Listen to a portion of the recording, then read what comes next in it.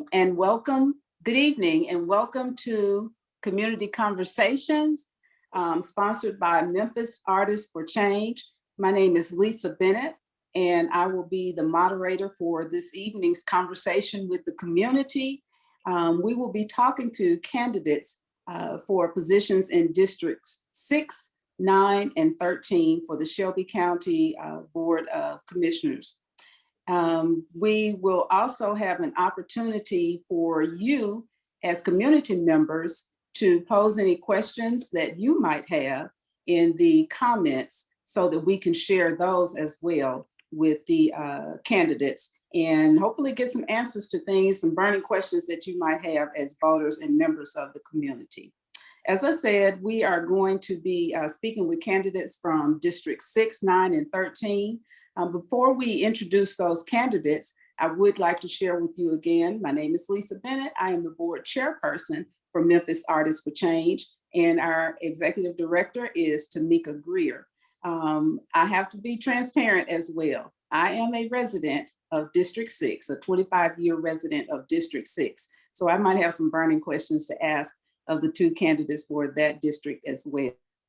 Do want to remind everybody, and I'll share this again at the end of the meeting of the conversation, that early voting is taking place right now, and our primaries, general primary election day will be May 3rd. So we want you to get involved, and one of the ways you can get involved in this political process is by participating in this community conversation. So at this time, I would like to share who we have on our community conversation forum for this evening. We've extended these invitations to all candidates, and these are the candidates who have agreed to participate. First of all, we have Alex Bolton from District 6, and I'll ask each candidate in just a moment to give us a brief introduction of yourself. But again, we have Alex Bolton for District 6, Charlie Caswell for District 6, Sam Eccles IV for District 9, and Michael Whaley for District 13. And I do want to go back and share what areas of the community are represented by those districts. So District 6 includes the communities of Raleigh and Fraser. And again, that's going to be Alex Bolton and Charlie Caswell. District 9, our candidate Sam Eccles IV, includes communities such as Whitehaven, Westwood, and Walker Homes. And Michael Whaley, District 13, which was redistricted from District 5 to 13. That includes parts of North Memphis, East Memphis, and Midtown. So I think I got those communities correct. If I did not, candidates, then you can revise those for us as need be. So we have a series of questions. Before we get to those questions, I did want to share with you some of the duties and responsibilities that members of the Shelby County Board of Commissioners have, and I'm sure our candidates are aware of these. That includes enacting legislation through resolution or ordinance, approving the county's fiscal budget, setting the county property tax rate, establishing policy, and serving as a voice for the people. And candidates commissioners serve 4-year terms and no more than 2 consecutive terms. And that's going to be particularly important for one of our candidates that we have in the forum tonight. So at this time, I'm going to ask each candidate to tell us a little bit about yourself as a person, not the politician or the aspiring politician, but tell us, as community members, tell us a little bit about you as a person. And at that time, you could also share with us why you decided to run for this particular commission seat. And we'll go in alphabetical order. So we'll start with Mr. Bolton. Mr. Bolton, if you'll tell us a little bit about yourself as a person and also why you decided to run for this seat.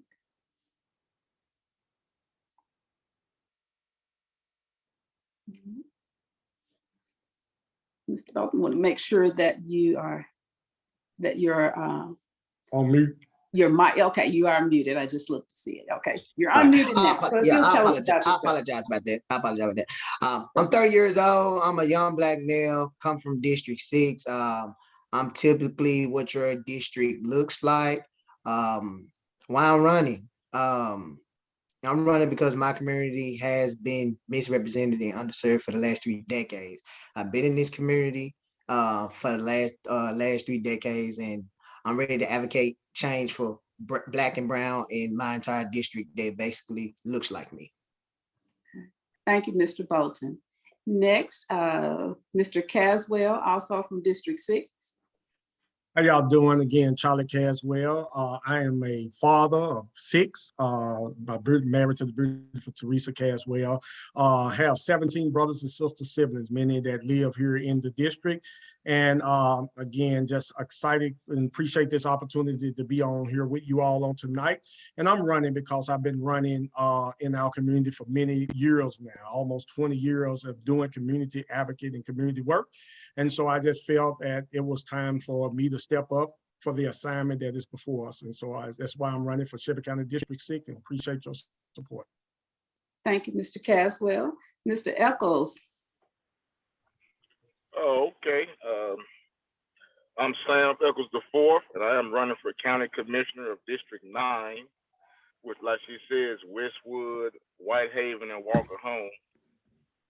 I think I'm running because like the 2 gentlemen said, I've been in my community for a long time, and we see changes that need to be made, and they need a person to step up and be the voice. So I volunteered to be the voice of the community to try to stop the crime in our community and try to encourage the kids to go to school more. We got too many kids just hanging around the neighborhood, walking up and down the street when they should be in school. We want to provide more employment in our community because I feel that the lack of education and poverty is the leading causes of crime that we have going on throughout the city, not just my district, but throughout the whole city. So that's why I'm running to be a positive light and a positive influence for all my friends, my peers, and the guys and girls that are younger than me. So I hope to be an inspiration. Hope they follow in my footsteps. Thank you, Mr. Eccles. And Mr. Whaley, or well, I should say Commissioner Whaley, because Commissioner Whaley is a current commissioner. Yes, thanks, Lisa. And first, appreciate the opportunity to be here with Memphis Artists for Change. And I've had a chance to follow your work over the years, and you're really just, thank you for your advocacy first. I'm Michael Whaley, currently serve as Vice Chairman of the Shelby County Board of Commissioners representing District 5. But as you mentioned earlier, we had redistricting this year. And so as a result of that, I am now in District 13, which is a very exciting district that encompasses a lot of really great neighborhoods in Memphis, from Cooper Young to Berclair to Colonial Acres. I ran for the first time in 2018. And so I'm running to serve one more term. This year, my background is in education. So I actually began my career as a public school educator in the old Memphis City schools and taught elementary school, and ended up leading my own school. And that was really what led me to run in 2018, was the importance of education and really getting that right, especially for our public school system. So that every child had access to a quality education, regardless of where they lived, and that could be a really strong equalizer in providing opportunities. So the reason I ran was to get more engaged in education, as the county is one of the major funders of the school systems. And certainly one of the reasons why I'm running again to serve one more term is to continue that focus on ensuring we do what we can to provide quality educational opportunities directly to our schools, but certainly in other ways that we can to support families and with young kids. So thanks again for the opportunity to be here. I want to say thank you to each of the candidates. I know we talked about, trying to be mindful of the time with our responses, and you all are doing great. You're batting 1,000 right out the gate. So thank you for that. We're going to go to the next question. And this question, we will start with Mr. Caswell, and then Mr. Eccles, Commissioner Whaley, and then Mr. Bolton. So, to keep it rotating in the alphabetical order. So no one person has to continue being first or last.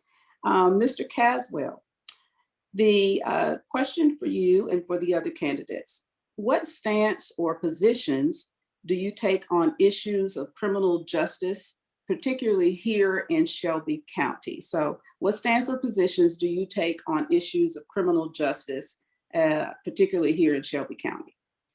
Yeah, it's a stance that I've been not just taking, but actually putting into action and providing restorative justice opportunity for our youth in our community. We started an initiative back in 2016 with the Austin Peace Station, faith-based community, and also some of our other community partners wraparound services for youth. At that time, we seen one of the highest murder rates in the city at 228 murders at 2016.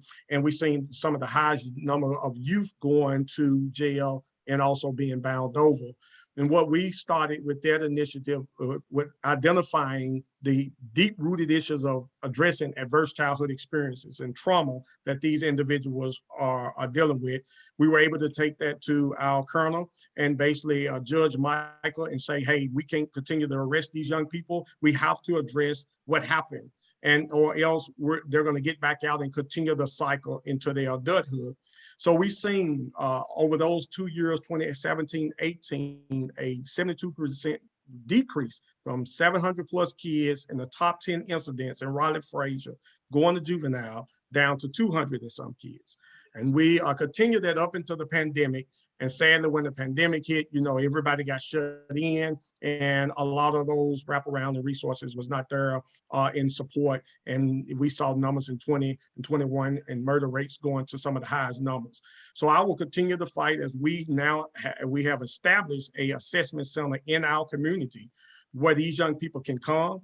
I went and fought, and we got federal dollars here to provide them with mental health counseling in those wraparound services. And I will continue that work as the next county commissioner. Thank you. Mr. Caswell, can you tell us where that center is located in the district? Yeah, right now it's currently inside of Impact Church at 2025 Clifton Avenue. And we just bought a facility at 2285 Fraser Boulevard, former Union Grove Church, that we are developing into a performing arts center, youth trauma center. Again, that's our own personal dollars that we, not government dollars, that we are investing into that. That work have led to what Mayor Lee Harris is now doing at the old Raleigh library, right behind the old Kmart. As that's part of that model. And if you would talk with Mayor Lee Harris, he can tell you that this is work that we initiated in partnership with University of Tennessee some 4 years ago. Thank you. Thank you, Mr. Caswell. Mr. Eccles, same question: what stance or positions do you take on issues of criminal justice, particularly here in Shelby County? Well, my first stance, we got to stop the killing. Number one, that's my first stance.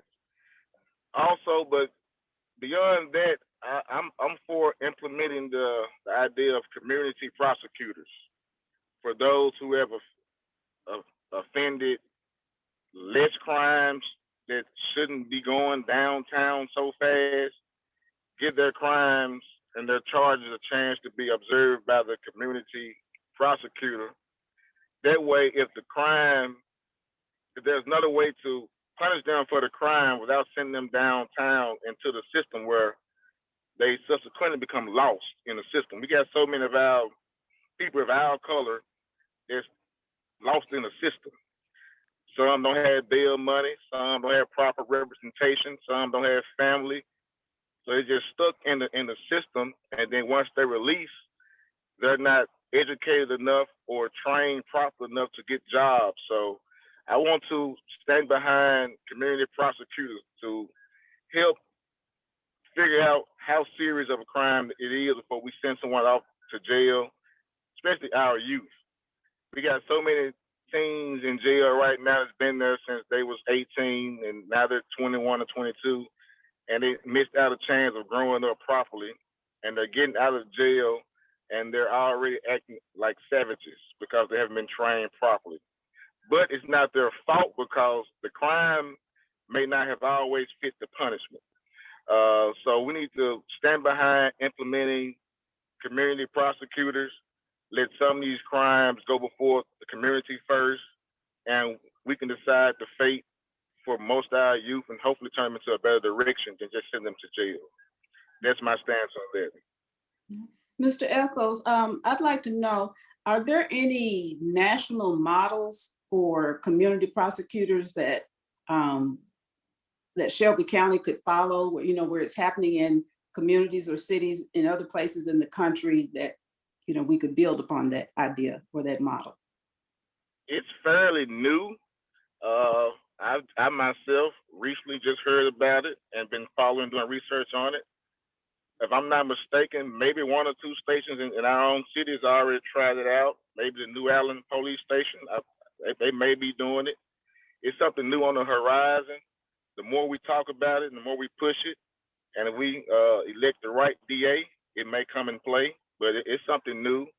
At this time, I'm not aware of any other states that are trying, but I'm almost certain it's been done somewhere. Thank you, Mr. Echols. Commissioner Whaley, same question, your stance or position on issues of criminal justice, particularly here in Shelby County. Sure, yeah, thanks. So, I mean, the first thing I'd say is that there are a lot of factors come into play when you think about the criminal justice system. So, you know, certainly you have the work that can be done on the legislative body, like the county commission. You have the, as was mentioned just earlier, the district attorney's office. You have the court system. You have the sheriff's office, county, and you know, in the municipalities, you have individual police departments. So there's a lot of even just governmental agencies involved, and then you have advocates and nonprofit organizations and community partners, community leaders.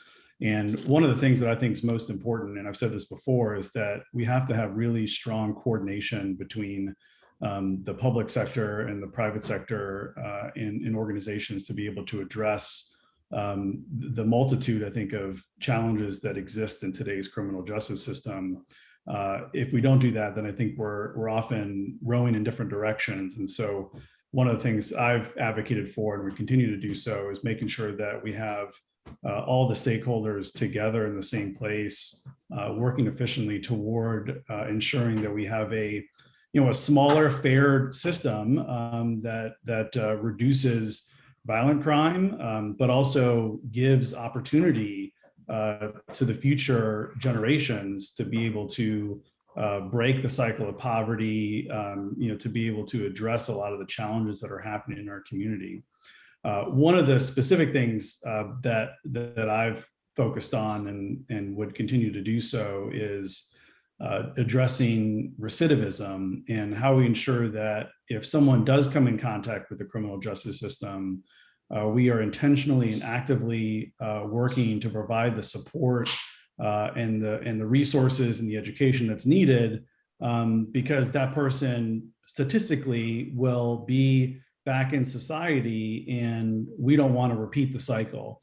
And so some of that involves mental health, which is something that we've invested in over the last 4 years, have continued to allocate additional dollars to youth and adult mental health. I think it's particularly important also for our youth that we're approaching that as well. And it's something that is not to be taken lightly. So we just in this past year's budget added an additional almost $3 million toward that effort, that we also work with our community services division to be able to partner with different agencies to support youth and adult mental health, which also needs to be happening in the schools as well.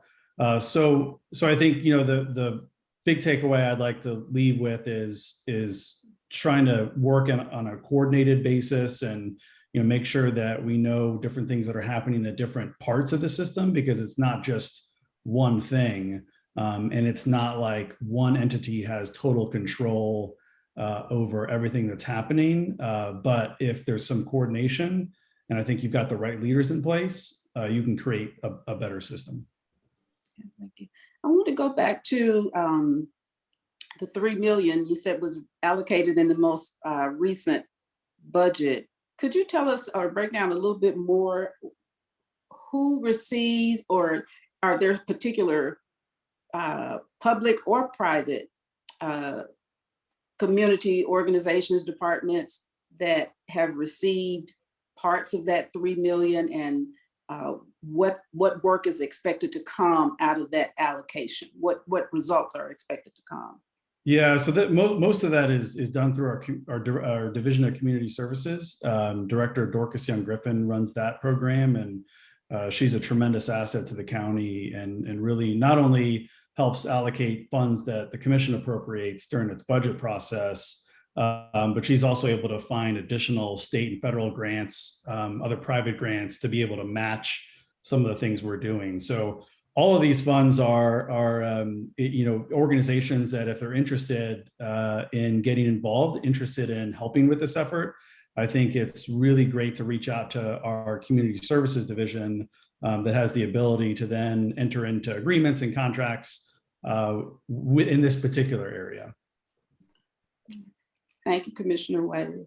And Mr. Bolton, the same question. What stance or positions do you take on issues of criminal justice, particularly here in Shelby County? Right. It is 420, so we can start by decriminalizing marijuana, retroactively pardon, dismissing, and expunging marijuana cases. Also supporting ending cash bails, because I recognize my community, District 6, is affected tremendously by cash bails. 201 is filled with working class poor folks who are losing their livelihoods, homes, and even their children because they can't even pay bail. I will also support and address gun violence from a holistic viewpoint that focuses more on a mental health, a rapid response, and a conflict resolution instead of over policing. That's my stance on criminal justice as it relates to my community. Actually, Mr. Bolton, you mentioned three very specific policy issues. And I'm wondering, what connections, if any, do you see as a community member and potentially as a commissioner? What connections do you see between those three issues of decriminalizing marijuana, ending money cash bail, and gun violence? Are there any underlying community issues or challenges that you see with all of those three issues that you want to address? Yes, ma'am. So marijuana, we know legalization goes not here, but we have seen certain states around the country legalize marijuana, and they are doing great. As I know, as the state of Nevada, as they allocate the funds from legalized marijuana, some of that money goes towards education, some of it goes towards the roads and infrastructure in their state. So with that being said, as a county commissioner, I can't focus on legalizing right now because I know the state handles that, but we can decriminalize marijuana by holding people for less violent charges in prison for something that is quite minor, because it's either they're using it or they selling. Now if they selling and distribution, yeah, cool. I understand the reparation behind that. Cash bail, holding someone in prison for a less violent crime, or holding someone in prison with a lack of evidence due to supporting cash bail, because I have been under that umbrella where I was in jail with a lack of evidence, and I'm sitting in 201 waiting on a bail when I know my crime. I know I haven't done it, and they just holding me down here without enough evidence. So holding someone for a less violent crime with cash bail, like, they can lose their job. Like, a person work day to day, they can lose their job. They can even lose their children or livelihood based off not eating cash bail. And basically gun violence. We know gun violence is an upward. We already know Tennessee is the worst state on passing gun violence legislation, and we have to hold everyone accountable. All community stakeholders must be held accountable for gun violence, not just only gun violence, gun control as well, because we got some people are careless using when it comes to guns, especially with our youth. Our youth are finding themselves so in close with guns, where to the fact that there's no way to stop it. So in order for us to get a holistic viewpoint on gun control, we must evaluate their mental health, such as, why do you want a gun? What are the thoughts in your head? Rapid response, like, what is the protocol when someone has a gun in schools or on or at a government building? Like, what's the rapid response? What should we do? And conflict resolution. So if something does happen, what is the resolution and what is the solution to actually preventing this from happening again? Thank you, Mr. Bolton. With our next question, we will, our first candidate to answer will be Mr. Eccles, then Commissioner Whaley, and then Mr. Bolton, and last will be Mr. Caswell. So that's the order we'll go for the next question. So, Mr. Eccles, if you are elected, what policy goals will you set for yourself to achieve that will benefit the people in your district, which is District 9, as well as all of Shelby County? So I'll repeat that. If you're elected as the commissioner for District 9, what policy goals will you set for yourself to achieve that will benefit the people in District 9, as well as all of Shelby County? Well, I would love to get the entire school board, school officials to jump behind on implementing more after-school programs for the kids, more school activities for the kids. We started a Boys and Girls Club in my district. They got a few kids off the street, gave them something to do. Most of them just didn't have nowhere to go after school and just need a place to come be at. So I want to implement a policy and receive funding to open up more after-school programs with the computers, tutors, food if we can, because a lot of the parents in our community, the ones that are in their children's lives, they work a lot, and it takes a village to raise kids. So we all got to come together. So I would ask for funding just to do that.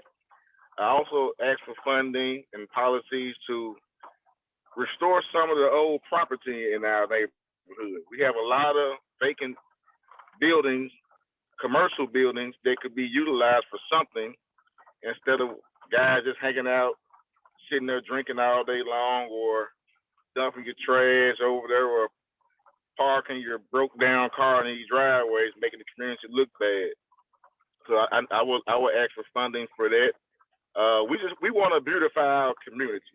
That's what we want to do. That's one of the goals that I've heard from all the residents that I have a chance to talk to personally. They ask for simple things as new garbage cans. I mean, they're not asking a lot. They want new garbage cans. They want neighborhood watch. They want something to be proud of, because most of my neighbors, including myself, we've been on the same street for going on 40 years now. That's a long time to be in a spot.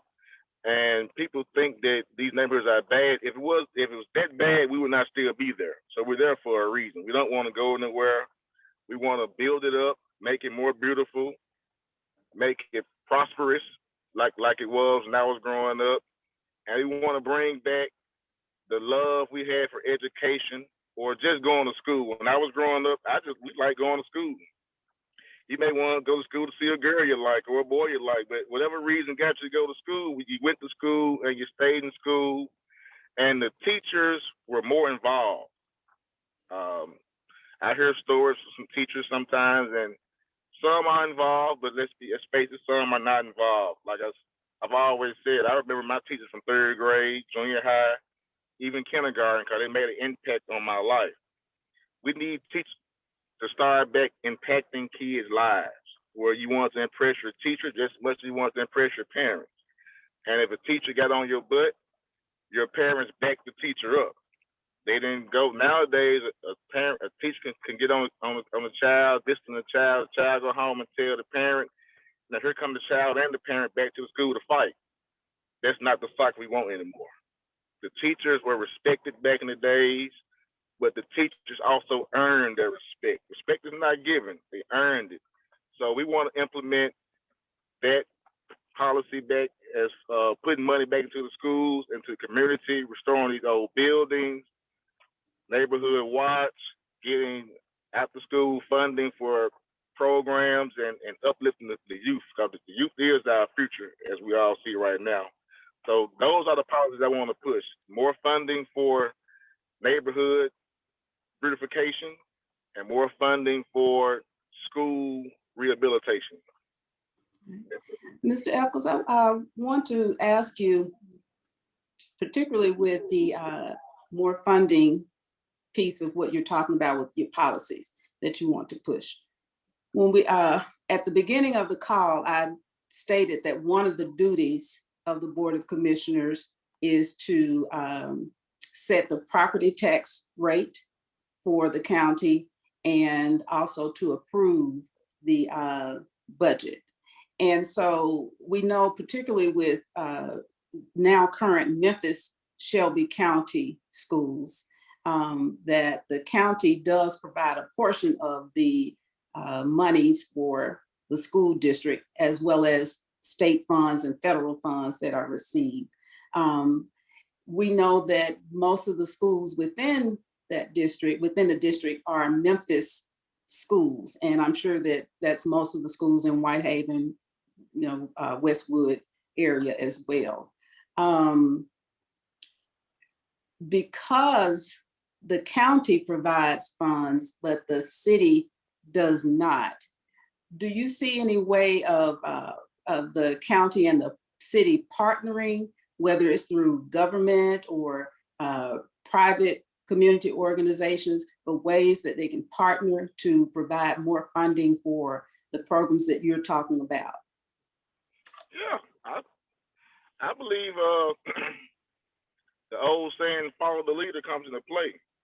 If the city sees a community that's coming together and looking good and supporting everything and every idea within the community, it'll be no problem going to the city and asking for a partnership or funding for this. But the city or anybody else is not going to believe in you unless you believe in yourself. So once our community comes together and we decide on a goal that we want to do as a community, the entire community, yeah, I think we can go to the city and ask for funding. And I do think the city will jump behind us if we show a collective idea and we work as a unit. We got too many people in our community right now that they got money, they got access to things, but they're not interested in politics because politics has an ugly face right now. So we make politicians more community friendly and more accessible to the community. They'll jump behind us, give me what I need to go downtown to talk to the city officials and get the funding that we need. But once we all come together and decide on the goal, I think we can get anything we want at the city. Thank you, Mr. Eccles. Commissioner Whaley, as an elected commissioner, what you've shared actually in previous responses a bit of some of the policy goals that you've achieved in your first term. And if you are elected to a second term, what policy goals would you set to achieve for the people in your new district, but as well for all people who live in Shelby County? Sure. And I think when we set policy, it's countywide. So I think we have to make sure that we're not only serving our direct constituents in our district, but we're making decisions that are good for the entire county. There's been a lot of talk about education. I think, my experience as an elementary school teacher was that, we had so many kids that were coming into school already at a disadvantage. We're starting kindergarten already behind where one would expect they should be. And it's no fault of their own. It's no fault of their parents. It's due to a lot of inequities that are systemic in our community, not just in Memphis, but across the country, that have have made that true. And so expanding access to quality pre-kindergarten education has been one of my big focus areas over the past several years, and would continue to be so, such that we can expand it even younger. We now serve 4-year-olds through the program, and would love to get to a place where we can serve 3-year-olds through the program and be able to expand access to more families, and also ensure that we are supporting our educators and our operators and those that are providing the wraparound services to ensure that we're supporting the families as well. So that's certainly something I'd love to be able to continue to work on, is expanding access to pre-K for 4 and 3-year-olds. One of the other, and actually this I think kind of touches on a question in the chat here around the budget, but I'm currently the budget chairman this year, and one of my priorities this year has been to create a community-centered budgeting process, so that we are doing 2 main things. One is trying to sort of better inform the public on what the county does, how the revenue comes in, how it is allocated, to give a real basic overview of what the county budget is. I think sometimes with dual governments in Shelby County, it can become confusing even for those that are closely paying attention. So one goal of this is to just better inform the public about the budget.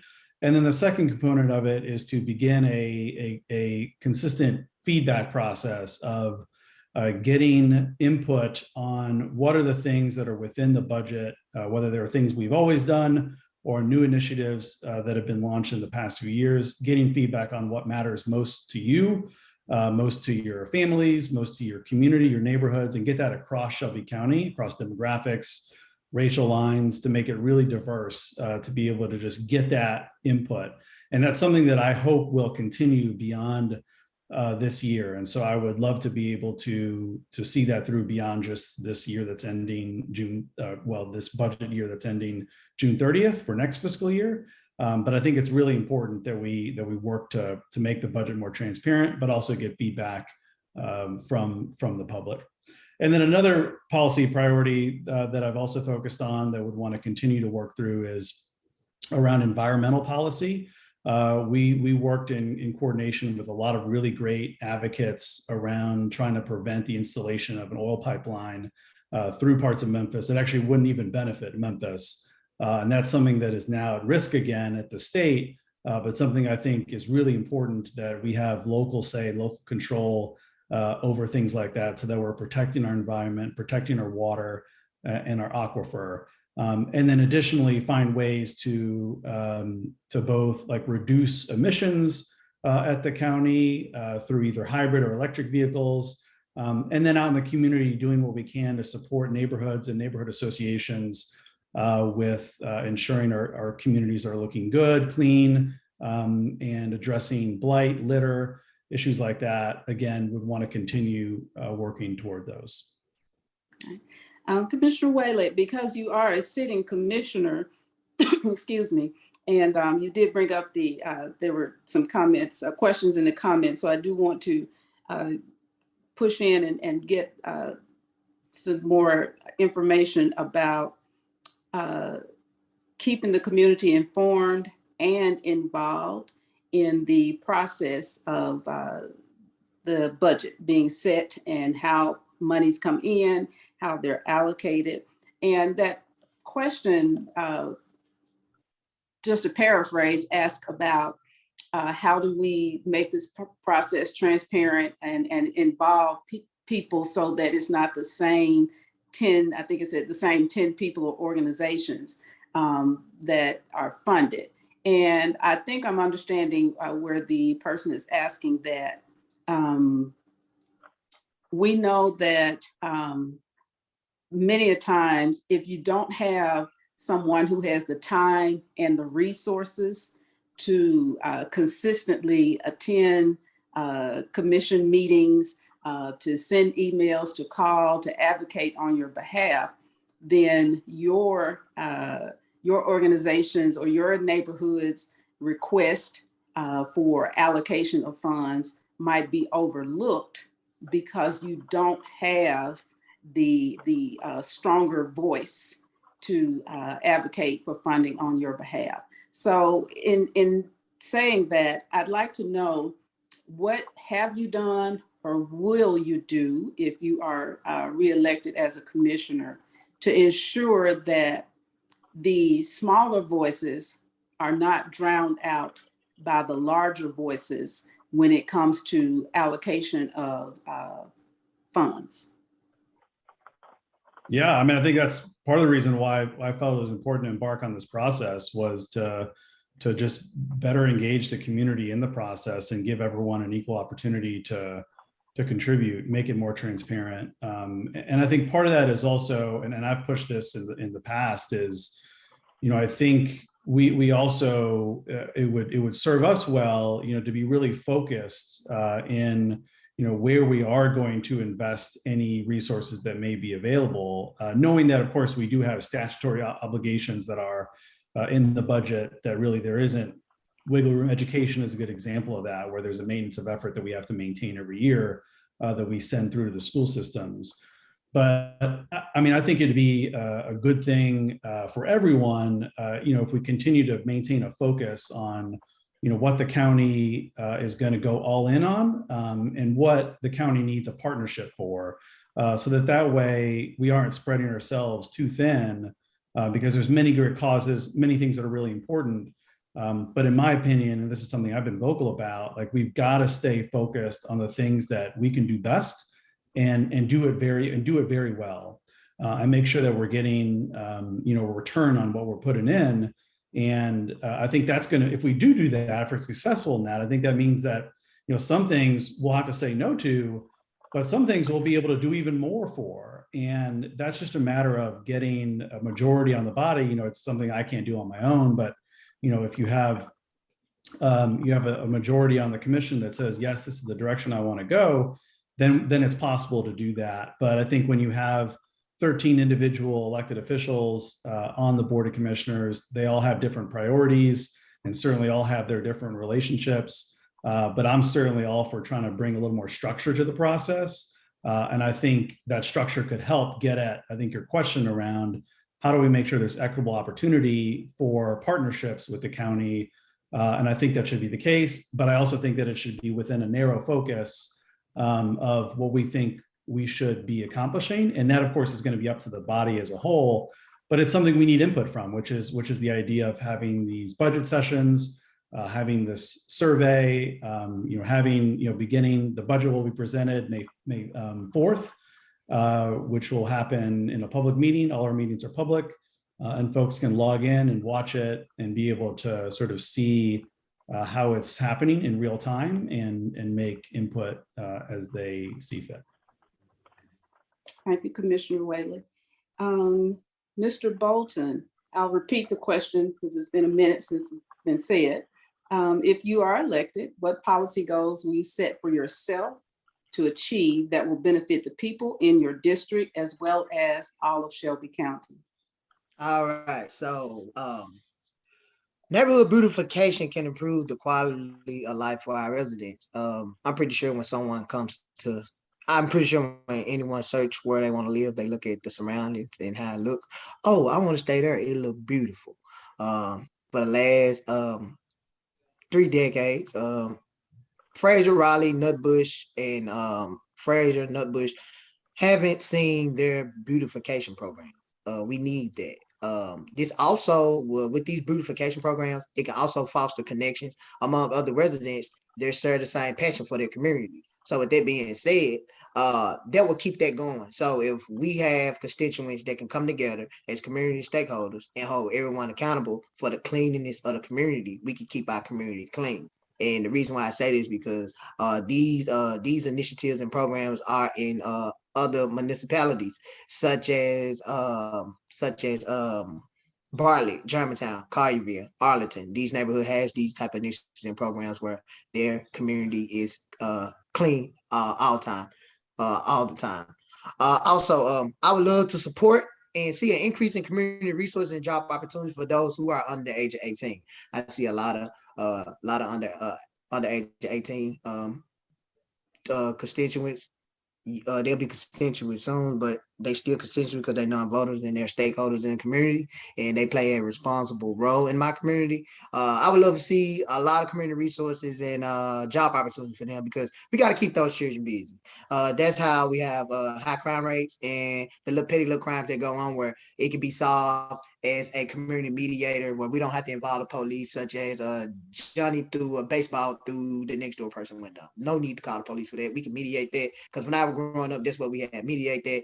Mom and dad create an agreement, cut the grass, mow the lawn, do anything to reprimand the damages till he did to that window. We need to bring those programs back. And also, I'll be a champion for my district during budget season, as my district has lacked equitable representation when it comes to things being brought to that district. I will be a champion at that, and I will make sure District 6 get whatever it needs and whatever it deserves in order to be thriving and be a success under our leadership when I'm elected as the next county commissioner for District 6. Okay. Let me ask you a follow-up question, Mr. Bolton, and this is me asking as a long-term resident of District 6. I'm a homeowner. I've lived in my home for 25 years this year, and I'm uniquely positioned in this district. The subdivision where I live on the last Memphis City Street in this area. You go over one street and you're in the county, and you go back through, a little further a little farther down, you're almost in Millington. And it's sometimes challenging to get coordination of services in this area because of, are you city, are you county, or, where do you reside in this particular area? So I'd like to know, if you are elected commissioner for District 6, how would you improve coordination of services for people who live in a similar kind of area where, you got the city or the county, or who's responsible for what? Yes, ma'am. So with that being said, Memphis is a municipality inside the city. So anything that the city doesn't cover, that is the county responsibility. So with that being said, as your next county commissioner, I will make sure, give me a phone call, I will make sure that you get the services that you need to be coordinated in your area, because that's the county's job. Whatever the city doesn't do, the county must take responsibility of. We saw that with the Memphis City School Charter when it was surrendered. As it surrendered, Shelby County government took control of it, and we also still trying to mediate between the cities for the city to help support the education budget. But as your next county commission, I'll make sure that you get the service that you need coordinated to your area based off the county role and responsibility as it relates to it being a government with a large municipality such as Memphis being involved with its own separate government. Thank you, Mr. Bolton. And lastly on this question, Mr. Caswell, again, if you're elected, what policy goals will you set for yourself to achieve, whether it's for your district and or for Shelby County as a whole? All right, again, appreciate it. The question I'll say this is that I will continue on the path for what I have been investing my own dollars in, and going to the state legislators to put for legislation for trauma-informed schools and trauma-informed and trauma-responsive communities. And we're seeing, again, some of that work being done here. When Mayor Lee Harris appointed me to his transition team in 2018, we pushed in that we will become a trauma-informed county. I believe, and this is part of the reason that I am running, because I felt like that must have been an assignment for me, because we have not truly reached that plateau or that goal. One being to see the duplication of assessment centers in every community. I think too many of our young people are being locked up for what happened to them, when instead of it being addressed as a mental illness or behavior issue. So becoming a trauma-informed, trauma-responsive county in doing that. Also pushing that we are for job training centers. One of the things I saw as a young person growing up in the Dixie Home projects I saw that when they closed down these projects all downtown, what was supposed to happen was federal dollars in Title III funds supposed to have went to train individuals in these communities to do carpentry work, HVAC work, plumbing work. Why? Because they knew hundreds of millions of dollars of development was coming to this city in uptown, downtown, Lauderdale Court. What happened? They gave the people vouchers. They moved to the Fraser, Raleigh, and surrounding communities without no training, no job skills, and without no job skill or training programs within these communities. I think that this county owes these communities that investment, that we make sure that these parents and individuals are getting those job skills. Why? Because Ford is about to come in 2 years or so from now. And we still got parents who have carburetor skills, meaning that they can work on an old carburetor. But guess what? This new plant, these new cars are electrical. And these parents don't have electrical skill sets. Why I know this? Because I've been working with parents and the children doing the school. We set up a virtual school. When they closed down all the schools, parents sent them to us because they didn't know how to turn on some of these computers. And so this is something that I know that is needed in our community, that we put in training opportunities for these parents there. The other is the focus funds, as you just mentioned, on home ownership.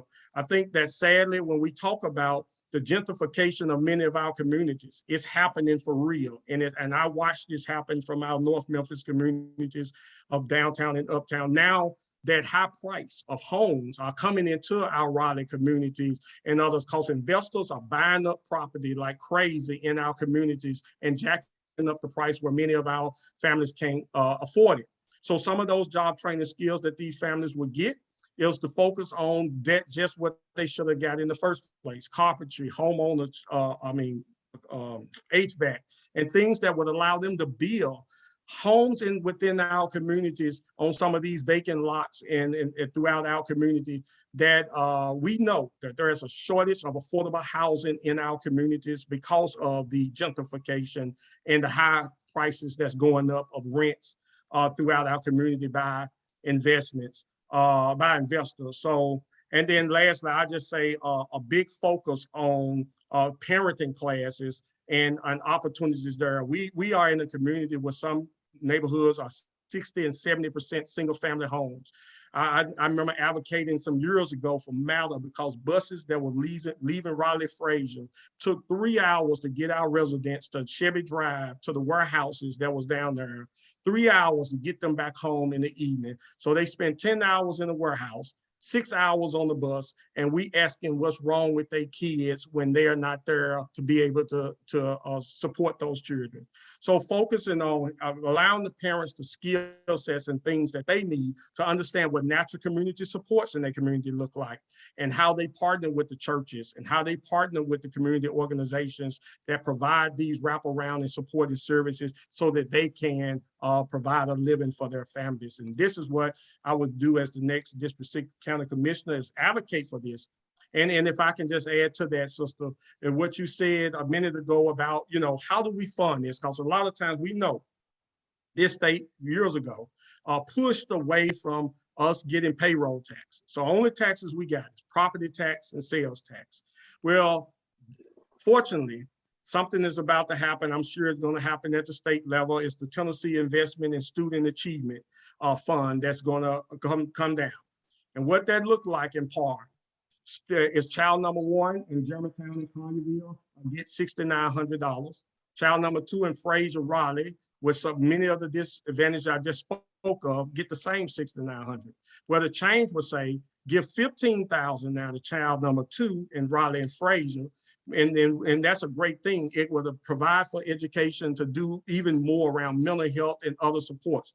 But this is what's going to be asked of us as a county commissioner is, County Commissioner, y'all now have an opportunity to decrease from the $289 million or so that you give to county schools to $239 million. Some would say, yeah, now we can give $150, $200 in taxes back. No, I said, no, let's keep that at $289, but use that extra $40, $50 million and invest it towards what I just said we robbed these communities of for many decades of having. So thank you. I'm glad you clarified that, Mr. Caswell, because I was going to ask, well, where do you stand on that? Do we decrease or maintain from that 289 to 259? Because that's a significant, $30 million is a significant amount of money that can be used to fund, as you said, some of the training and things that you spoke of. I do want to ask you about, you were talking in addition to education and job training and for children and their adult family members, you also talked about home ownership, and you specifically mentioned about investors who do not live in Shelby County, who are buying up properties, and it's driving up the cost of families being able to either rent or own a place to live.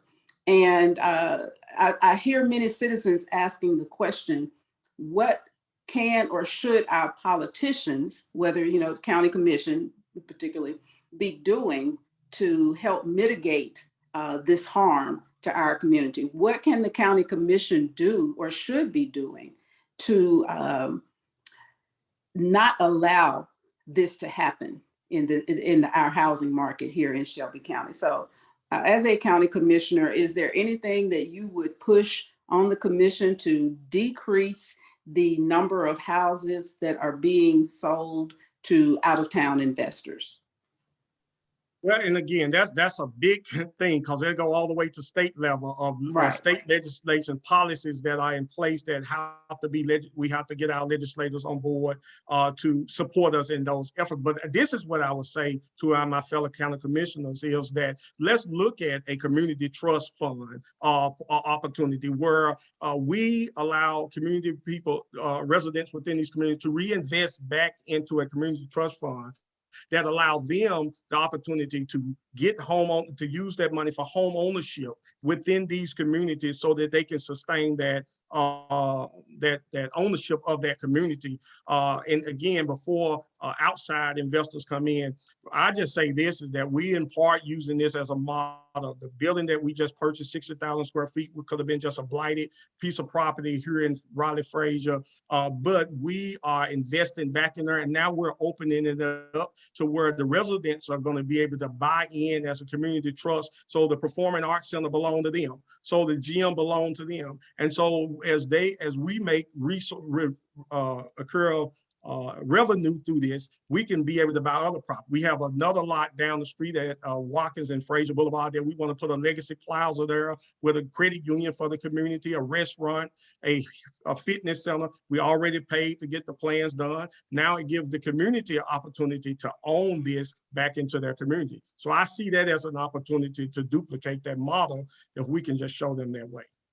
Okay, thank you very much. All righty, we're going to go to our next question. And some of you have already addressed this to indirectly, but I still want to, pose this question to each candidate. And this time we'll start with Commissioner Whaley, and then we'll go to Mr. Bolton, Mr. Caswell, and Mr. Eccles. So the question is, Commissioner Whaley, how do you plan to hear from and include the voices and concerns of community members? And we know that you are a sitting commissioner. And a B part to that question, how do you engage those who are disengaged from the political process for whatever reason? So let me repeat that question. How do you plan to, or how do you make sure that you hear from and include the voices and concerns of community members? And the B part of that, focusing on those who are disengaged from the political process for whatever reason. Yes, thanks. It's a great question. Of course, one of the things I think is important that we have, lots of ways for people to give input. I mean, part of the rationale behind doing the budget, the community center budgeting process and the survey was to find additional ways to get public feedback. But I've also done town hall meetings at different community centers in the district. Always have meetings with direct face-to-face meetings with constituents, phone calls, doing social media, and just trying to be as responsive as possible, to not just the constituents I serve, but really anyone in Shelby County that wants to see a better future for our community. But I think we've also got to take initiative to your question around, like, if folks are disengaged or don't have the flexibility to be able to engage in the ways that I just mentioned, I think we need to go to them. I think we need to be proactive in coming out to neighborhood meetings, in coming out to community centers, and going to schools, at convenient times for our constituents, right? So maybe that's at pickup at a school, whatever it may be. But I do think we also need to find ways to go to the community instead of just being open, which is important. It's certainly important that we are open, but I think it's got to work both ways, and that's certainly something I've advocated for, and would continue to do so. And I apologize, I'm going to have to jump a bit early today, but appreciated this opportunity to be able to chat with y'all, and also want to thank the other candidates who are running. I think it certainly, putting yourself out there is a big step, to serve your community, and that's really noble. So I appreciate that y'all are out there doing it. We thank you for being on the call, Commissioner Whaley. Yeah, thanks again. And it is 7 o'clock. We're going to start wrapping up, but we do want to give the other candidates an opportunity to answer that question as well. Mr. Bolton, if you could quickly tell us how you plan to hear from the community.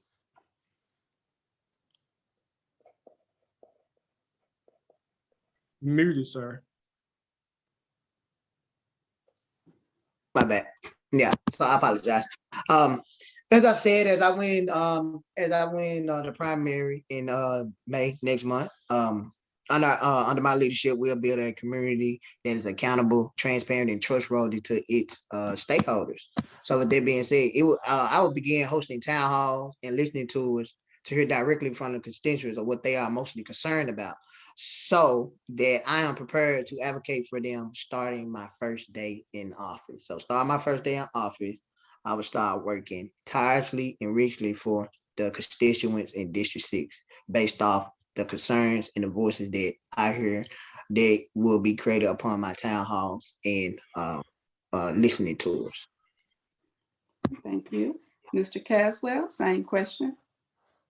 Yes, I'll just say that we will continue to be listening to the voice, because we hear on the ground, as I run a nonprofit in the community, working with a model that we started some years ago called the 7P Community Collaboration, where we work with the parents, the pastors, the police, the politicians, the proprietors, the partners, and the principal in the community. And we will expand upon that model of work to get those 7Ps in those other partners to the table throughout the district. I think and the model is to go neighborhood by neighborhood. We got to focusing on the wards and building out from those wards. And that's something that I look to do. And especially in this model, that we got some unincorporated Shelby County, as you spoke of, right above up there off Singleton Highway in that neighborhood, as I've been up there with some in that community, all the way to pieces of Bartlett out in that community. It would be a focus to get everybody to the table so that we can continue to be a unity in our community. It is so much great things are happening, I got to say, in the Raleigh-Frazier community,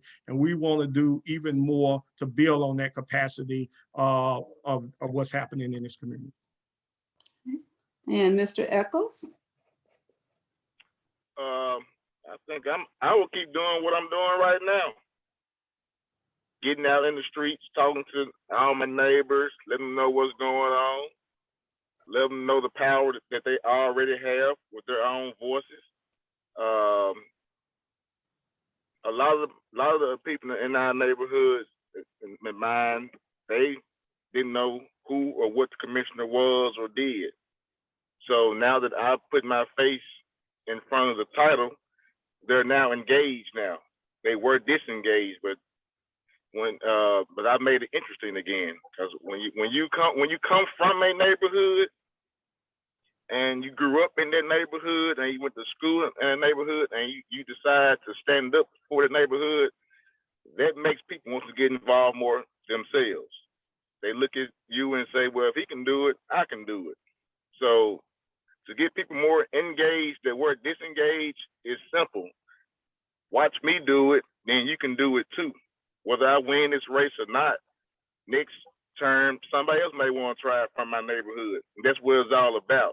Just making everyone take accountability for your own self, your own street, your own neighborhood, and be proud of it. If we can instill pride back into our streets, pride back into your homes, pride back into yourself, people become more involved. That's what's going on now. People are not respecting what's around them, but we have to show them that neighborhood is worth saving. The city is worth saving. So to get them more involved, in my opinion, you have to lead by example. Watch me get involved, and hopefully you want to get involved too. And from this whole campaign run, which this is my first time running, when I'm out putting up signs or passing out flyers, people ask me questions, and they want to get involved, and that's what it's all about. You have to, like Missouri, this is a show me state also. You got to show people what's going on. You can't just talk about it. You got to be about it. So when I've taken the first step, now I'm being pushed the rest of the way, because I couldn't stop now if I wanted to, because people get behind you and they support you, and that's all you need. And as far as the commissioner title, it's a title. I don't need that to keep doing what I'm doing, whether I win this race or not.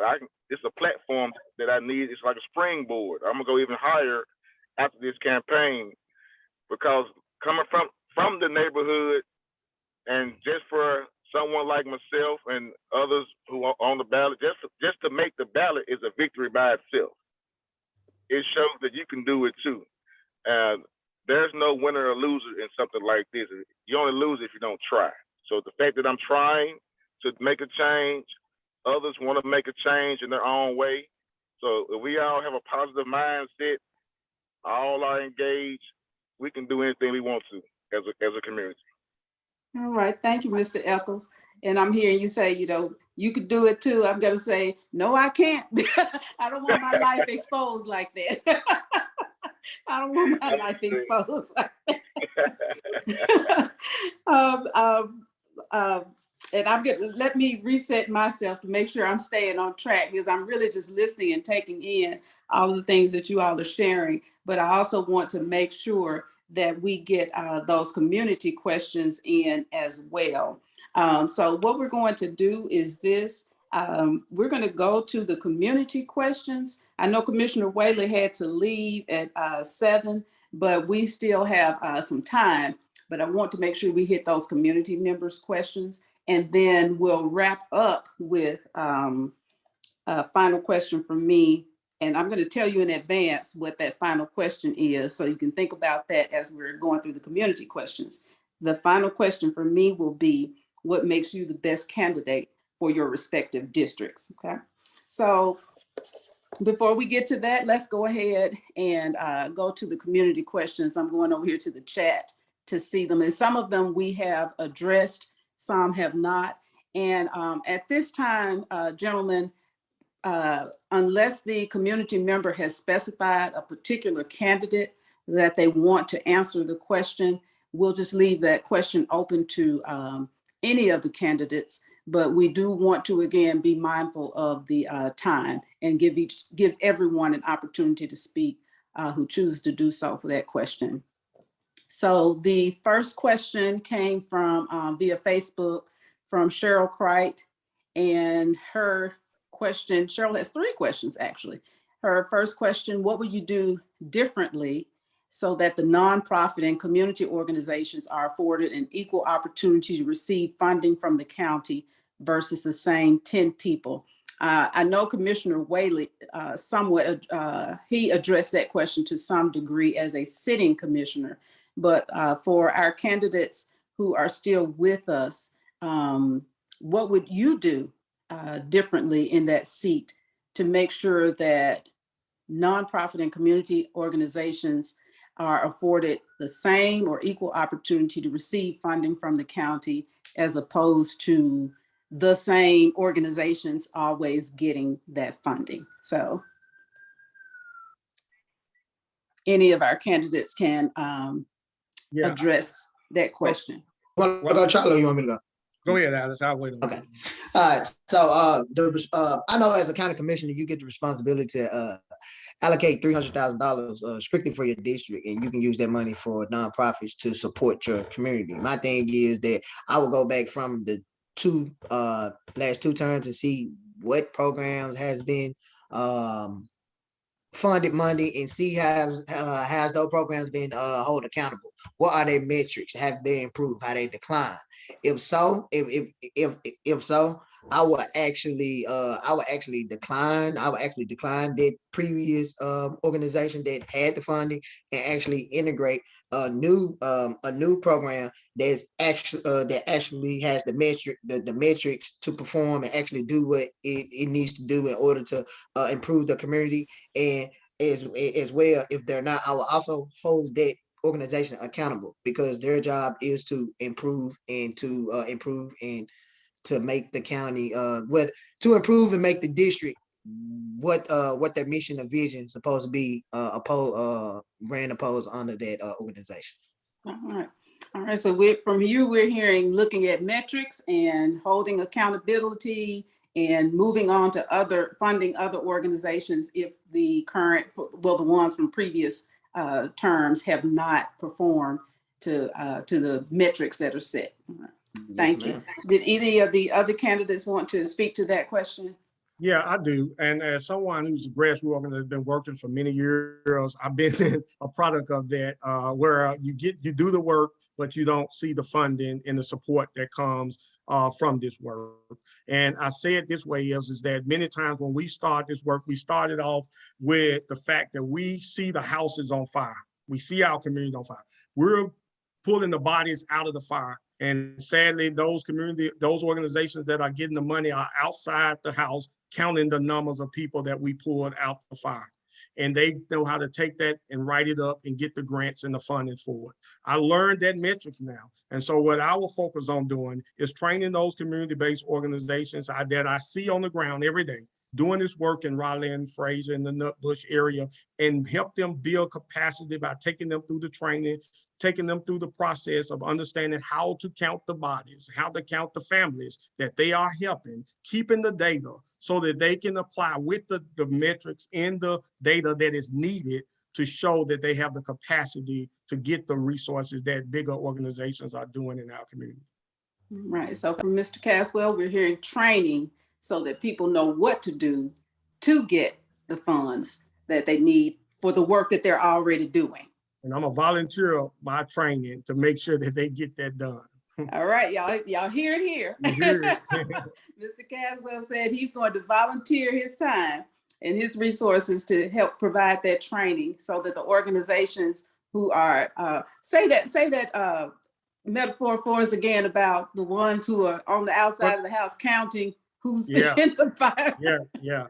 So we in there getting everybody out because we see the house on fire, and then you got people outside who know how to count the body, count the people. You don't even know how many people you help. You just know you help the families, but you don't get credit for it because you didn't count it and you didn't keep up with that data. So keeping up with that data is important so that you can be able to justify getting the resources so that you can do it on a greater level.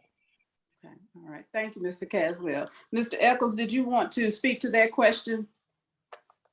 Well, they both kind of put it in a nutshell what I wanted to say also. We got to show the powers that be that the money that they're giving out belongs with the nonprofit organizations just as well as the community organizations also.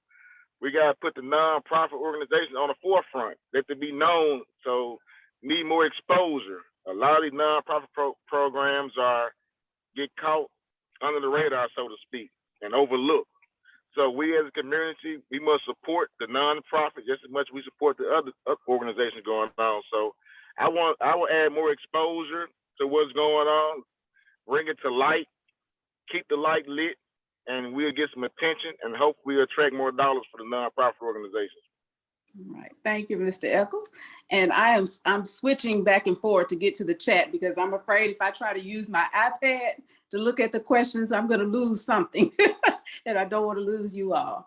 The next question, what experience do you have that will help you to understand the county's budget? And I know that's critically important. When coming in on day one, what do you know about the county budget, how funds are allocated, all the processes that are involved, helping you to learn it, and then helping us as community members to also understand the county budget process. Yeah, I would say for me, so I've been very much entrenched into it because I knew that I wanted to know why wasn't the small organization people in the community getting it. So being endorsed by Willie Brooks in this current election, because he brought me in, allowed me to sit in budgeting meetings, took me and gave me the books on the budget, and as well as our budget chair for 3 years, Eddie Jones, who gave me and showed me where the real dollars lie and where the dollars, I ain't gonna say fake, but the dollars that are projected that tends not to never show up when it's time to actually allocate the funds for the things that our community is going to need. So having those individuals as mentor, working with the mayor's office, being appointed by the mayor to the Shelby County Board of Health made me even more to look at what the budget requires, because I wanted to push to get resources to the health department in the middle of COVID on issues around addressing the adverse childhood experience, because I say it this way so often, I understood there was an epidemic before the pandemic.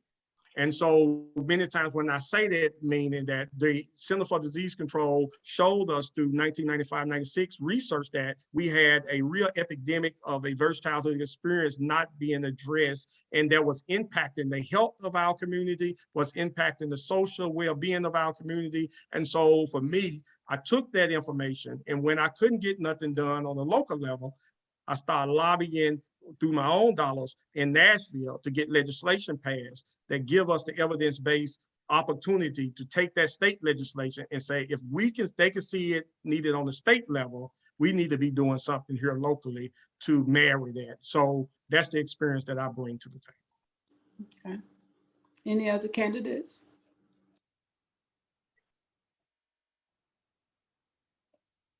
And also, the B part to that, I kind of added on to the community members' question about helping the community to understand the budget process as well. How do we ensure, because a lot of us struggle with managing our own understanding, managing, or even having a budget, in our personal household. So, how do we make sure that this multi-million-dollar budget, that we understand that?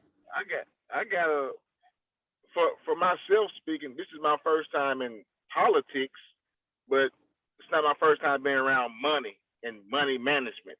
And first off, you see what amount of money you're working with, then you observe the places that the money should go, and through your own intellect and conversating with the community and whoever else involved, you make a collective choice on where the money should go and where it's served best, and not give it to the same entities over and over again, because that's not support, there's favoritism.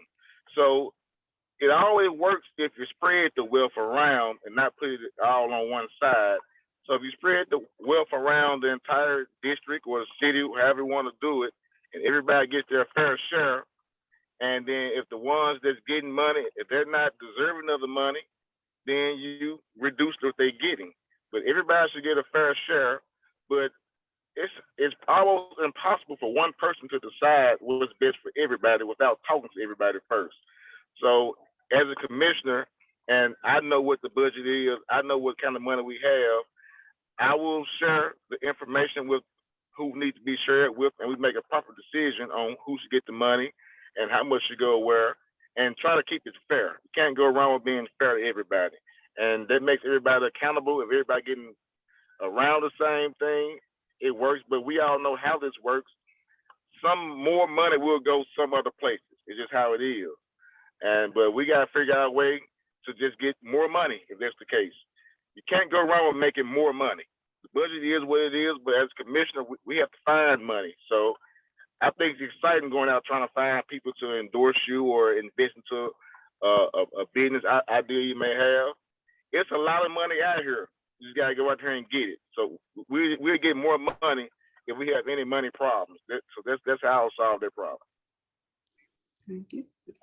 Mr. Bolton, did you want to speak to that particular question? Yeah, that's the budget question, right?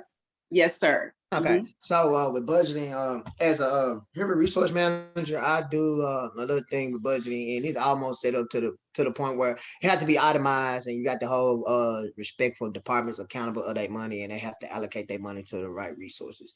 As for the county budget, I would support and champion school education, because I know that's the pillar to success. Once you're educated, you have the ability to go wherever you need to be. So education would be one of my champions, and then allocating funds and not being budget. Well, with the budget, you just got to hold every department accountable for the money that they have, because people misappropriate funds to the wrong programs and the wrong initiatives. And as the next county commissioner of District 6, I will hold previous budget from previous departments if like I said, metrics and performance, if that money didn't show any performance or did increase or did improve any initiative that you have set for that money,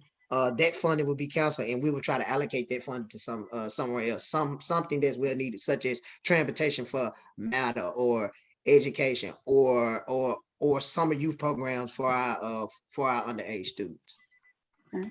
Thank you for mentioning matter, Mr. Bolton, because that's the next question that one of our community members has posed. We know this matter is short of funds to run the organization. Are you in favor of the county helping the city of Memphis fund it? If so, why? And if not, why not? So we're looking at matter. We know that, many people do not have personal transportation here in particularly in the city of Memphis, to get to jobs that might be on the fringes of Memphis. So if there's an opportunity for the county to help fund it with the city of Memphis, are you in favor of that? If so, why? If you're not in favor of the county helping to fund matter, tell us why not. Okay. So as I said, the county is the big brother to the city. So I feel like the county must take responsibility. Whatever the city doesn't do, the county must take responsibility, because it is Memphis sits inside Shelby County. Shelby County doesn't sit inside Memphis. So the county must do their part, and they must support the matter of transportation, because think about that most of those industrial jobs are mostly they're out on the lines where buses don't go. I would love to see more funding go to transitional routes to get people to and from work, good paying jobs. As I said, I'm a human resource recruit manager, and that's one of the first questions I ask associate when they come to my desk. Do you have reliable transportation? 9 times out of 10, they do not, or they have to carpool with somebody. And that's another thing with retention on jobs. When you have someone, once you rely on someone with transportation, and once that person transportation files doesn't support them to go to work anymore, you lose two good workers. So with that being said, we also need a second alternative, and I feel like public transportation should always be that second alternative. For me, it should always be the first alternative, and it should always be convenient, as we know, as we know that we like clean air, and we know environmental do something with the climate change. So with that being said, if you get more routes and great quality buses and less cars on the road, we can control the pollution and also the ecosystem, and we can protect our environment, and we can also breathe better air and eat healthy and all that great stuff. It can bring a improvement to quality of life. All right, so Mr. Bolton, you're saying if we help the city of Memphis fund matter, we get a 2-for-1. We can have a positive impact on the environment, but we can also support people getting to and from those jobs that will help them in every other aspect of life. Correct. Right. Other candidates? Yeah, Excuse me. I would just speak to it and say yes, a big yes, that the county should support Mallow. And one in part is looking at the fact just 45 minutes up the road, you're about to have 10,000 plus jobs at the Ford plant.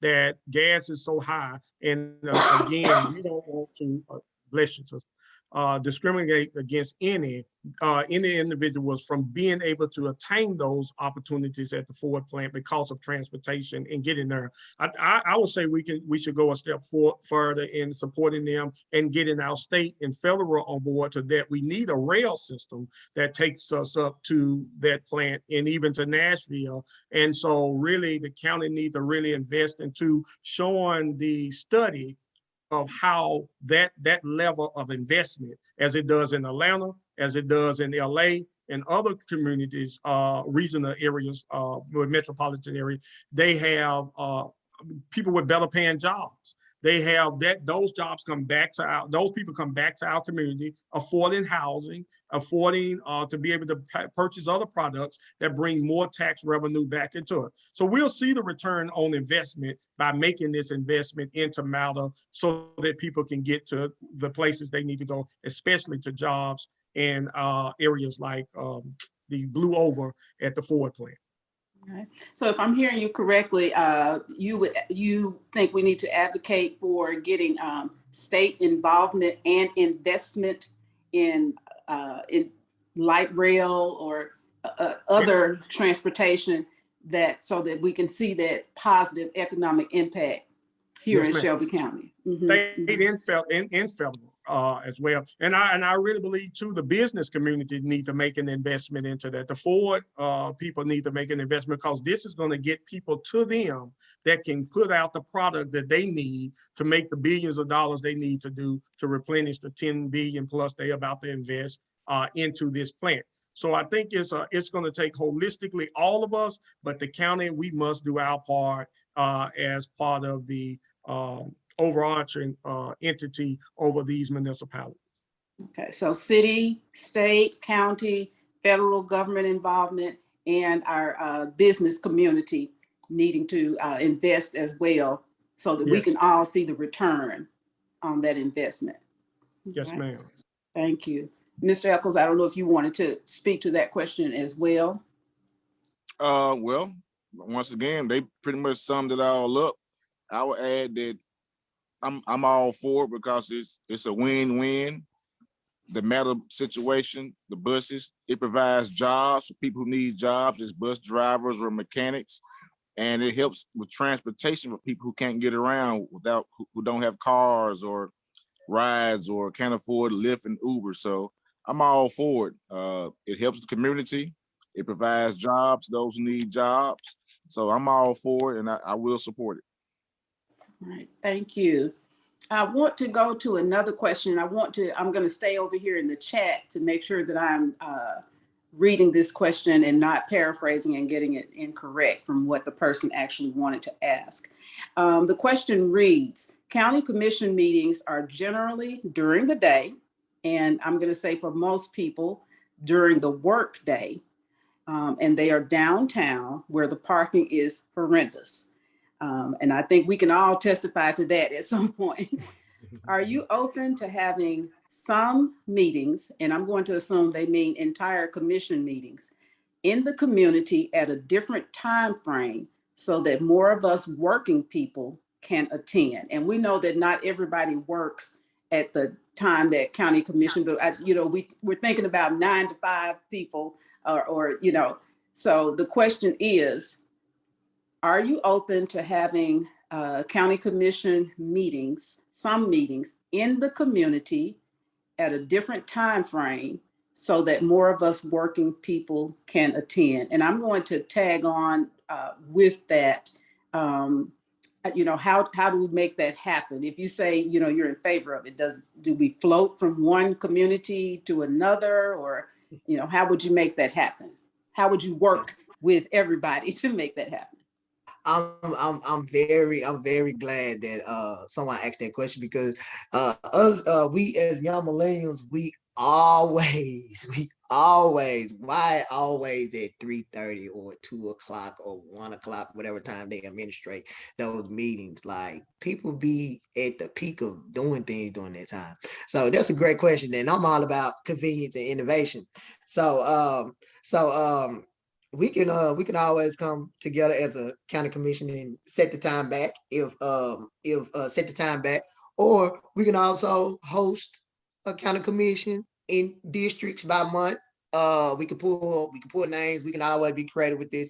We can do District 6 this month, District 7 that month. With that being said, we can have a more influx community input. And with that being said, that's how you get more people involved. And due to COVID, I'm pretty sure everybody will want everything to be convenient instead of going downtown to the commission, have to park this wish way, that way, where you can just go to a commercial building, park, walk in. We set up just like a regular county commission meeting and get the business done for the people. I like that idea, and me as your county commissioner, I like stuff convenient. It would be pretty cool for me to wake up in my district and go right down to the Breath of Light and enjoy county commission meeting, or go down to Charlie's place at Union Grove Baptist Church to have a county commission meeting. That would be great. So I think that's a great idea. And yes, me as a county commissioner, or you as or us as stakeholders for the entire county, we can also push that on our county commission as well. I don't have to actually do that as no county commission. Like, we can actually do that as a stakeholder and actually want to get our voice concerns to each and every elected official that has a seat on that county commission, that making decisions for our county each and every day. Thank you, Mr. Bolton. All right. Yeah. Other candidates?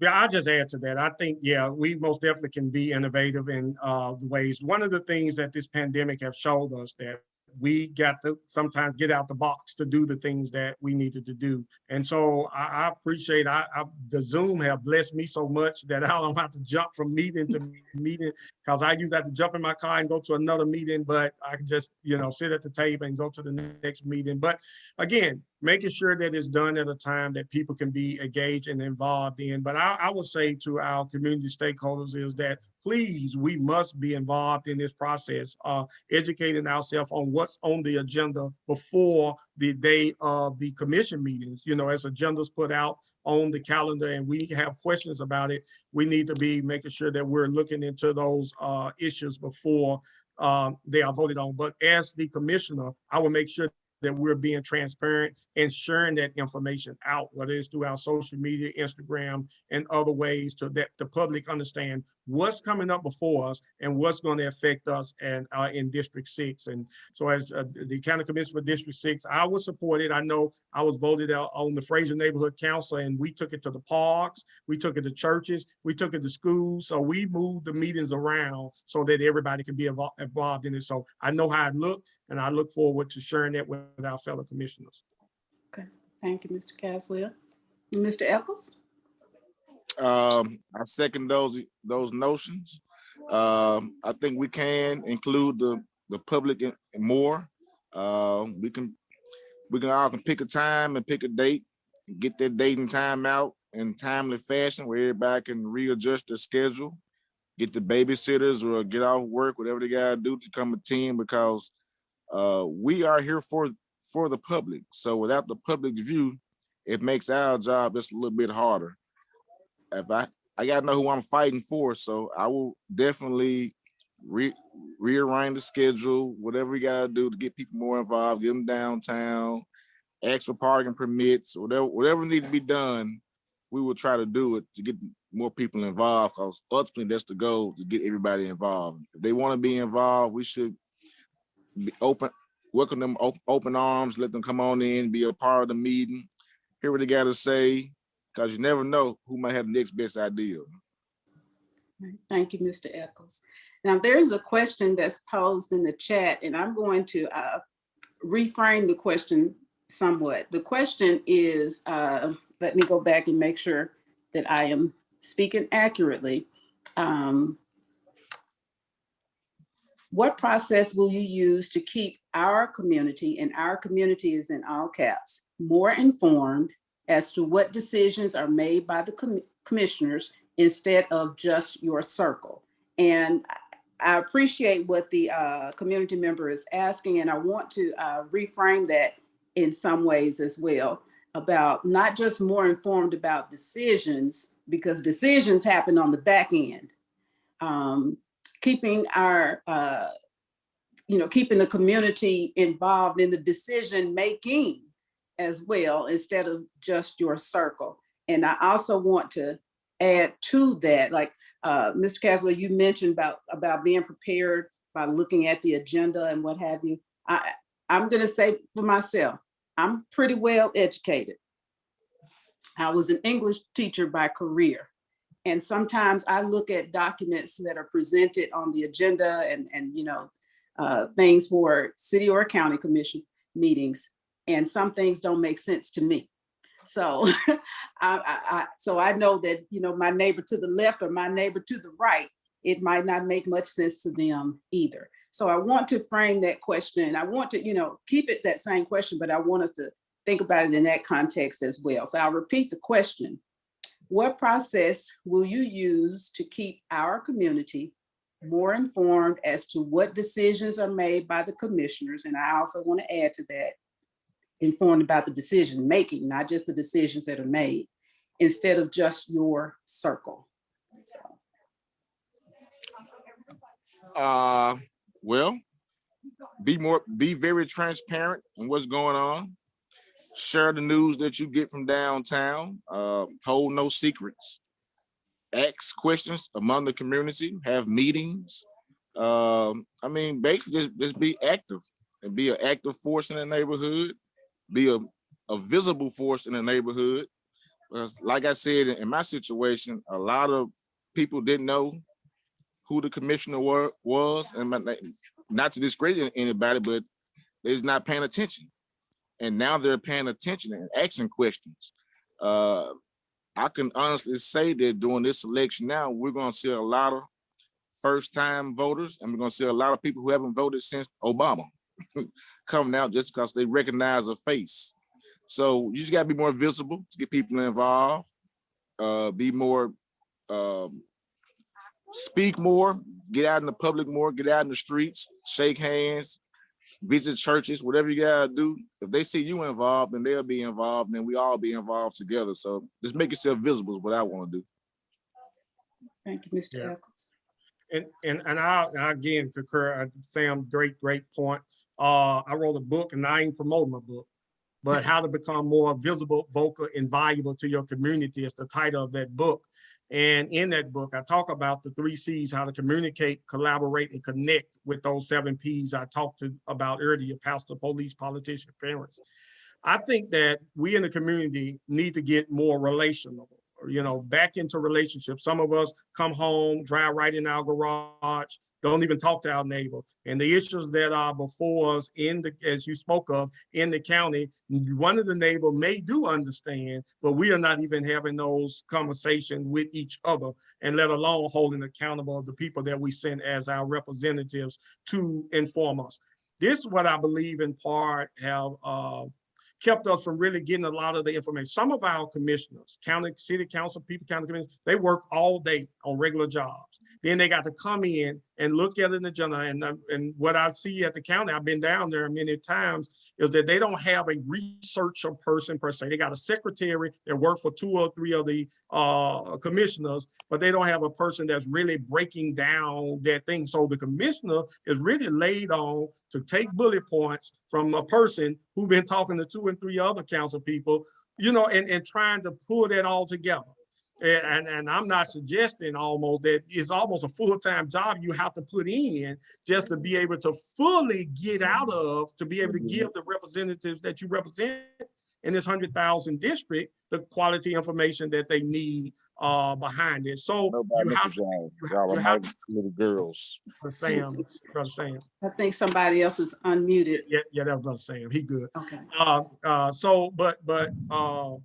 But being that visible, vocal, and valuable individual, so that people know that when these things are coming down the pipe and then helping them get the information out there as best you can. Again, I'm out here every day. I pray that, you know, with me and my wife on our own car, driving school and things, that we have the capacity to be able to give more time to the people. That's the only reason why I'm running, because I have the resources to be able to support me at this time. Okay. And I do want to push in some on what you speaking to what I spoke to. I was saying that, you know, just as a constituent, sometimes I don't understand things, and you're speaking to commissioners that you've seen where they're scrambling to get the information, digest it, and then be able to share out or present it in a way that the average constituent can understand it and you know, advocate one way or the other. And you mentioned that there is one assistant or administrative assistant or someone who's sharing that information to 2 or 3 commissioners. Is that something, is staffing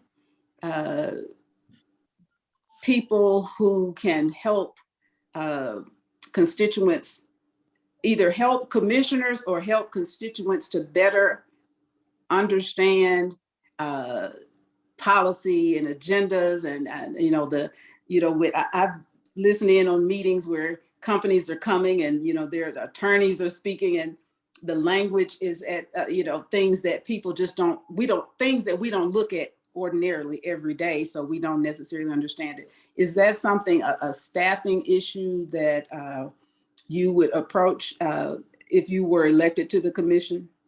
Well, definitely. I think that's day one, is that we need to invest into a research person that, and for each of the commissioners in some kind of capacity, or but their job is to break down and help break down in layman's term the way of that we can, again, articulate that to our constituents. What are the pros and cons of this legislation or policy or resolution that's being passed, and how it's going to benefit District 6 or the county as a whole, and or not benefit us. Thank you. Mr. Excuse me, Mr. Bolton. Yeah. So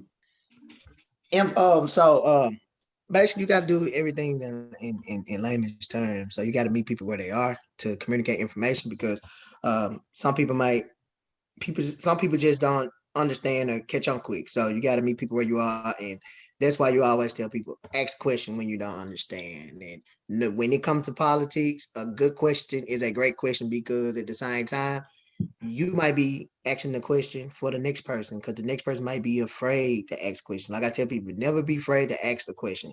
And my thing is that if I doesn't know, if I don't know, that's when you hold me accountable. And if I'm not being accountable, that's when you hold me. When I'm not being accountable, I had to be reprimanded for that. I must suffer the consequences of my district. As I say, when you're elected, your campaign doesn't stop. You keep pushing, you keep campaigning, because you have to interact and engage other people to love on you and like on you for the job that you do. Those info sessions would be great. That's why you need your campaign page. You need to tell all your constituents each and every day. Follow, tell your friends, share it. Let's follow. You can follow this link. And you can keep up what's going on with the commission. There's a whole bunch of avenues as COVID show us how to be creative with things, where we can reach people. We can reach people from distancing. So with that being said, we just got to engage and hold each one accountable. Also be transparent and be trustworthy to the stakeholder that all plays a part in our community. Mr. Bolton, you actually led me to our wrapping up question when you said, what's on your campaign page? And I do want to remind our listeners that each of our candidates do have campaign pages on Facebook. And I'm sure that they have websites and everything else, but I did take a moment to go on each of the candidates' Facebook, because I'm old school and I go on Facebook. Yes, ma'am. Gen X, that's what we all on Facebook, Gen X. Yes, but I did go on each of the candidates' Facebook page, And I did for myself what I do with, pretty much anything that I'm reading and wanting to get more information about. I just jotted down words that I saw and posts that got engagement on your different Facebook campaign pages. And so what I want to do is this. I'm going to read the words that I jotted down from your campaign pages.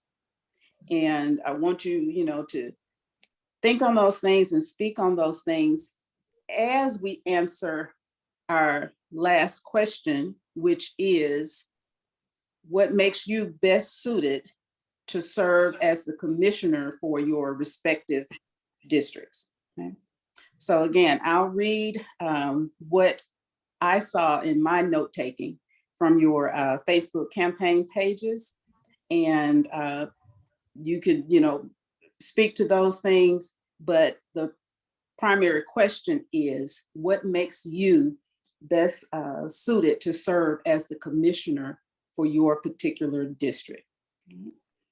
And since Mr. Bolton was the last one to speak with that last question, we'll go to Mr. Eccles, then Mr. Caswell, and then Mr. Bolton. All right. So Mr. Eccles, District 9, Whitehaven, Westwood, Walker Homes. And the words that I noted from your Facebook campaign page: crime, violence, restorative justice, education, community prosecutors, and poverty. So with those things in mind, if you would share with us what makes you the best candidate for District 9 Board Commissioner. I grew up in the community to start. I know what it is to be on both sides of the fences. I know what it's like to be a young teenager out there trying to find your way. I know the wrong way to go, but then I learned the right way to go. So I think I can identify with the youth and young adults and try to help guide them in the right direction. I'm only 42, so I can think back 25 years ago when I was their age. I can think back 20 years ago or 25 years ago when I was a young adult. And I can put my eyes in their head and see through their eyes and see what they're going through. And I can definitely show them a different way of things you can do.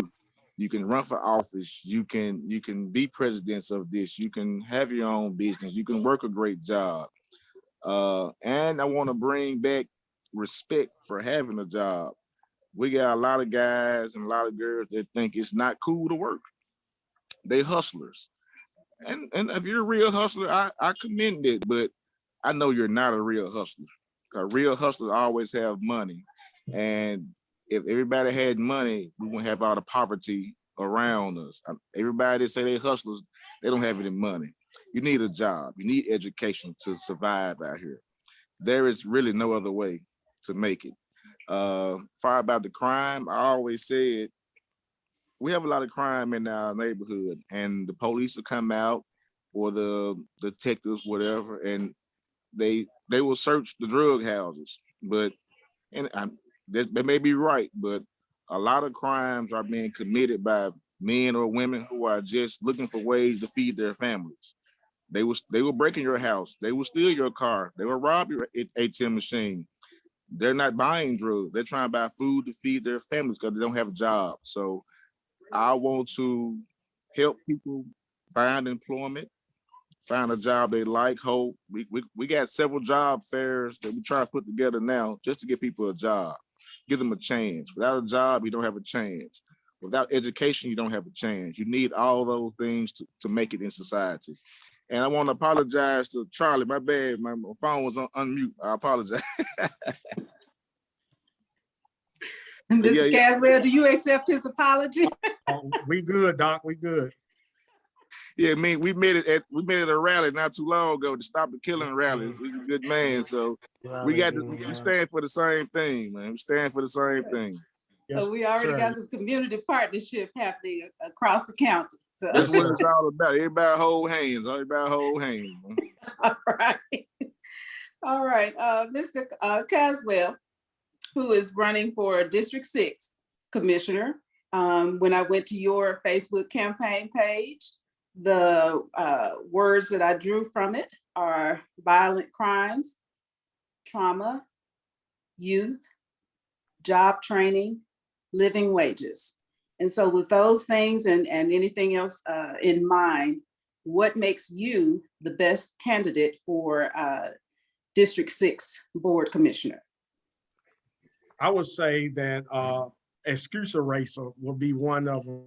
As a young man that grew up in the inner city of Dixon Home Projects, witnessed my best friend killed another friend at 14, and another young man that killed another friend at the age of 15. I didn't let that stop me from being here with you today. I allow what the devil meant for my bad turn out for my good. I was able to overcome many of those traumatic experiences by connecting myself with mentors such as our former police director, Tony Armstrong, who was a rookie cop, who mentored me and told me, Charlie, I'm not going to let you end up like some of the others, even my brother, brother Alex, put it on me. Yeah, but and so with that being said, I have learned the processes that it takes to overcome the obstacles that would keep many people down. Statistically, I should have been dead or in jail, but overcoming those statistics by putting into practice the things that I'm doing today, like investing into my community. I could have easily took that personal loan of $200,000 and that I invested into a 60,000 square foot building to build a performing arts center in my community, a job incubator. I could have took that and bought myself a Maybach. I could have took that and invested that in any other community. To take me and my wife to open a driving school in our community, charging less than what the other companies are charging in our community, where our kids couldn't even afford it. We could have went another route because there's a great demand on that school. But we know what is needed in our community, and that's why we are here to serve District 6 and the surrounding communities of Shelby County, so that we can all live a better quality of life. We have proven what overcoming look like. And just like Brother Sam here said, I want these young people to see a model that they can too make these investments. They too can invest in their community, and they too can one day sit here with you, Sister Lisa. And I want to give a shout out to my good friend Tamika Greer, who I was doing this work with many years ago around infant mortality when she was with South Memphis Alliance, and to make change. And I just say to that is, when we were doing that work, we in Fraser, Raleigh community seen the infant mortality rate at 16.9 babies dying per 1,000 in our community. Because we put our hands to the plow and didn't sit back and just said, because we're worse than some third world countries, there's nothing we can do about it. We started a baby store.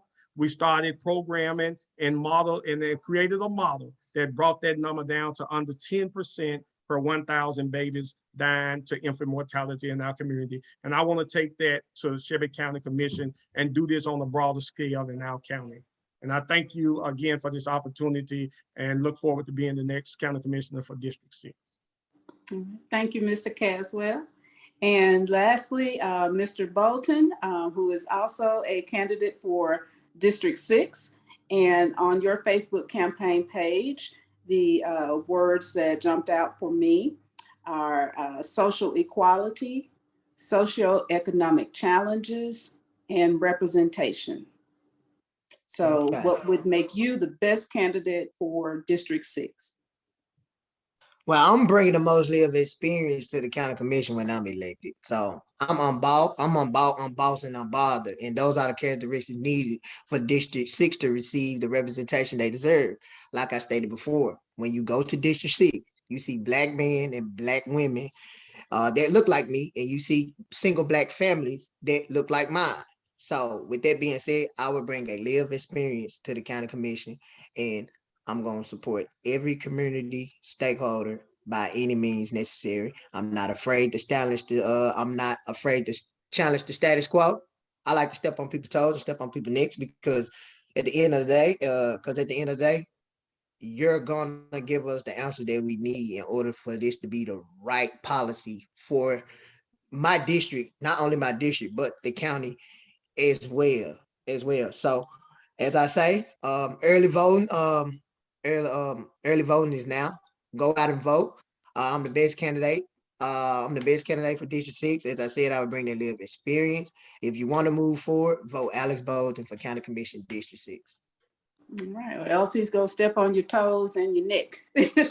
Yeah, step on toes, step on it. We need that. We need to hold, we need to hold everyone accountable. So if someone coming in there with a policy that we're not liking, yeah, we need some answers, and we need to step on our neck and step on their toes and let them know, hey, we ain't rocking like that. We ain't finna do that. All right. Well, once again, I do want to thank each of the candidates for making time in your busy campaign and just your personal life schedules to share with our community, your platform, your positions, the things that you've already done and the things that you are doing and plan to do to make Shelby County a better place to live and work and just enjoy life for all constituents.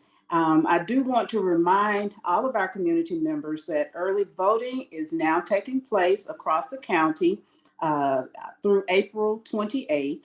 And you can go to the Shelby County Commission website for various polling places and times, and that the county primary will be held on May 3rd. And also on the Shelby County Commission website, you can get access to sample ballots for the Democratic primary candidates as well as the Republican primary candidates. And you can also apply for or complete the absentee ballot. And the last day to accept absentee ballots will be April 26th. So if you have not already voted, remember early voting continues through April 28th with the primaries on May 3rd. And again, on behalf of Memphis Artists for Change and our partnering organizations, we want to thank our participants, our candidates for participating. We want to thank our community members for participating as well. I want to send a special shout out of appreciation to Teal, who serves as the digital organizer for Memphis Artists for Change. And Teal, just want to check in with you to see if there's any other housekeeping we need to take care of before we wrap up.